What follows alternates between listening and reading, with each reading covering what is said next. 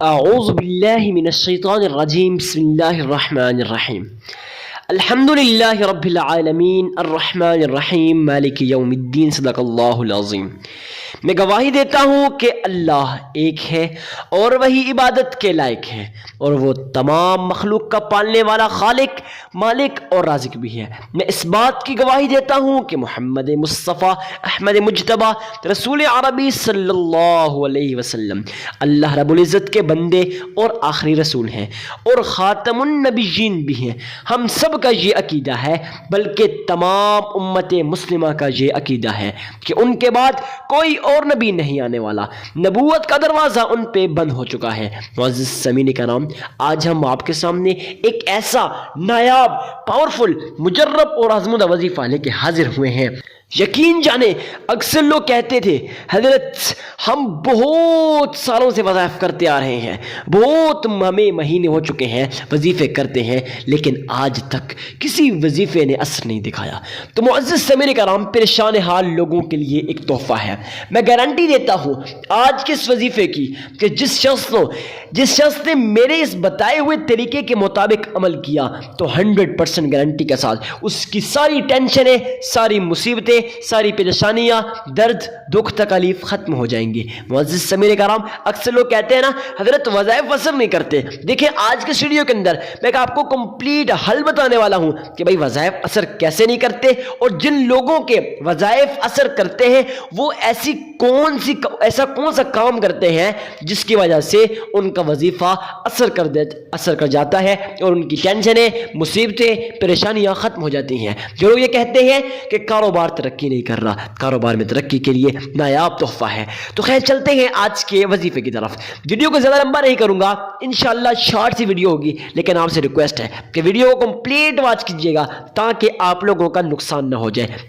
اس میں آپ لوگوں کا نقصان ہے کہ آپ لوگ جب ویڈیو کو کمپلیٹ واچ نہیں کرتے پھر نقصان یہ ہوتا ہے، پھر آپ بعد میں گلہ کرتے ہیں حضرت وظائف اثر نہیں کرتے۔ میرے بھائی وظائف اثر کرتے ہیں، لیکن آپ کو وظائف کرنے کا طریقہ نہیں آتا۔ تو انشاءاللہ آج کے ویڈیو کے اندر میں آپ کو کمپلیٹ سارا ڈیٹیل بتانے والا ہوں۔ تو چلتے ہیں آج کے وظیفے کی طرف۔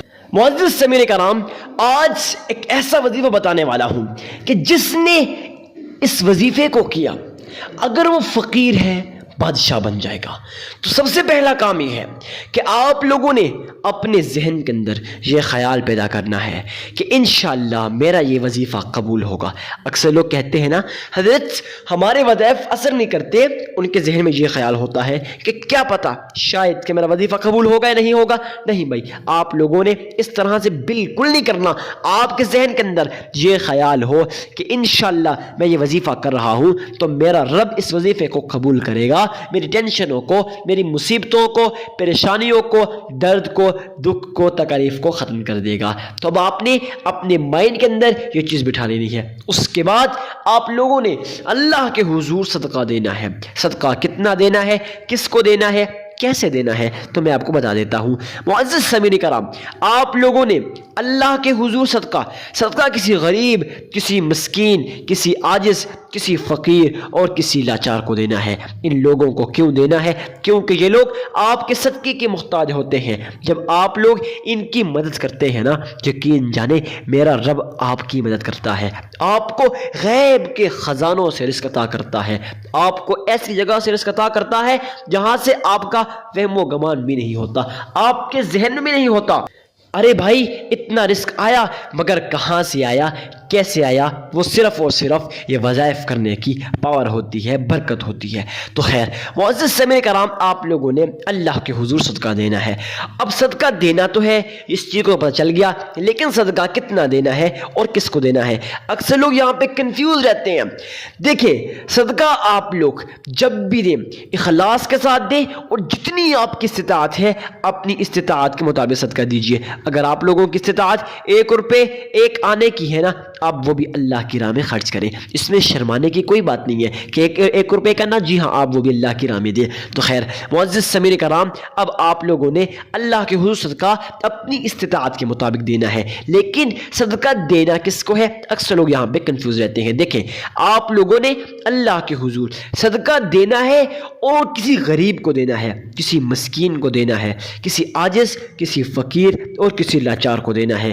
ان لوگوں کو کیوں دینا ہے؟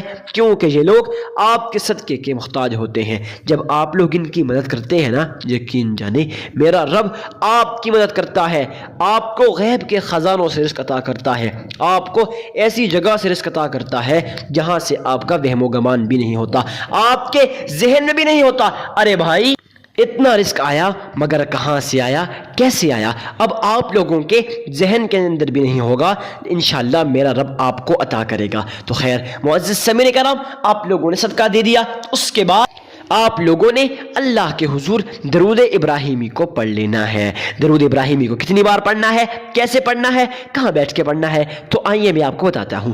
آپ لوگوں نے اللہ کے حضور درود ابراہیمی کو کسی ایسی جگہ میں بیٹھ کے پڑھنا ہے جہاں پہ آپ کو دنیا والا کوئی بھی نہ دیکھ رہا ہو۔ جی ہاں، آپ لوگوں نے اس جگہ میں بیٹھ کے پڑھنا ہے۔ تو خیر معزز سامعین کرام، آپ لوگوں نے اللہ کے حضور درود ابراہیمی کو پڑھنا کتنی بار ہے، کیسے پڑھنا ہے؟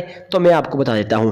آپ لوگوں نے اللہ کے حضور صرف اور صرف 3 مرتبہ درود ابراہیمی کو پڑھ لینا ہے۔ جی ہاں، صرف اور صرف 3 مرتبہ درود ابراہیمی کو پڑھ لینا ہے۔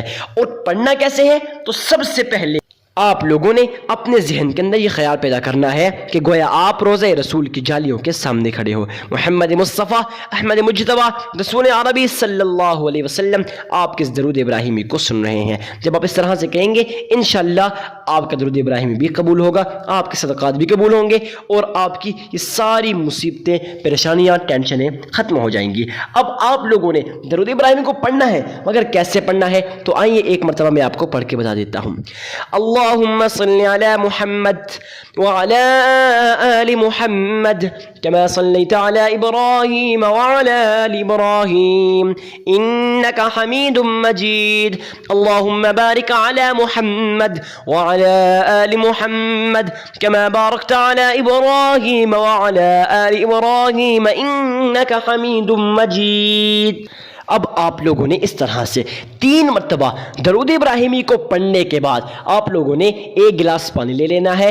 1 گلاس پانی لے کے اس کے اوپر یہ دم کرنا ہے، سم بکم عمی فہم لا یرجعون کو صرف اور صرف 70 بار پڑھ لینا ہے۔ پڑھنے کے بعد آپ لوگوں نے اس پانی کے 3 حصے کر لینے ہیں۔ 1 حصہ پرندوں کے آگے چھت پہ ڈال دینا ہے۔ نمبر 2، آپ لوگوں نے اس کا دوسرا حصہ گھر کے کونوں میں ایسے پھینک دینا ہے۔ نمبر 2، نمبر 3 یہ ہے کہ آپ لوگوں نے اس پانی کو خود پی لینا ہے۔ یہ 3 کام کر لینے ہیں۔ اس کے بعد پھر 3 مرتبہ درود ابراہیمی کو پڑھ لینا ہے۔ اگر آپ کو ابھی بھی کوئی چیز سمجھ نہیں آئی، کمنٹ سیکشن میں ہم سے پوچھ سکتے ہیں، یا پھر آپ چینل کی ڈسکرپشن میں جا کے ہم سے واٹس ایپ پر کانٹیکٹ کر سکتے ہیں۔ تو ملتے ہیں کسی نیکسٹ ویڈیو میں، اجازت دیجیے اپنے بھائی کو، تب تک کے لیے اللہ حافظ۔